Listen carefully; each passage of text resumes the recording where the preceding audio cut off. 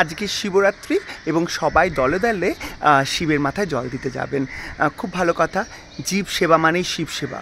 কিন্তু দেখুন, এই যে ভক্তি যে আপনারা দেখান ঈশ্বরের প্রতি, কিন্তু ঈশ্বরের সৃষ্টিকে আপনারা তাচ্ছিল্য করেন, অপমান করেন, তাকে নোংরা ভাষায় আক্রমণ করেন। মানে এই যে ছবিটা দেখুন, এই ছবিটা হচ্ছে শিবের অর্ধনারীশ্বরের ছবি, মানে একদিকে শিব একদিকে পার্বতী। কিন্তু রক্ত মাংসের মানুষেরা যদি অর্ধনারীশ্বর হয় তখন কিন্তু আপনারা তাচ্ছিল্য করেন, ঈশ্বরকে পুজো করেন, অথচ ঈশ্বরের দেওয়া সৃষ্টিকে আপনারা মেনে নিতে পারেন না।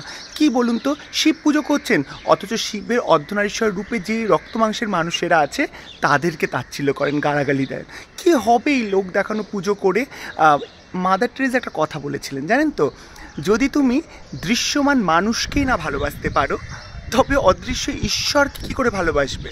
সত্যি কথা, জল ঢালছো দলে দলে, শিবরাত্রি উদযাপন করছো, শিবের মাথায় জল ঢালছো, কিন্তু শিবের যে অর্ধনারীশ্বর যে রূপটা আছে সেটাকে তোমরা পূজিত করতে পারছো দেবতা হিসাবে, কিন্তু মানব জাতি যদি সেটা হয় সেটাকে নিয়ে তোমরা তাচ্ছিল্য করছো। কি আশ্চর্য না তোমাদের এই রীতিগুলো!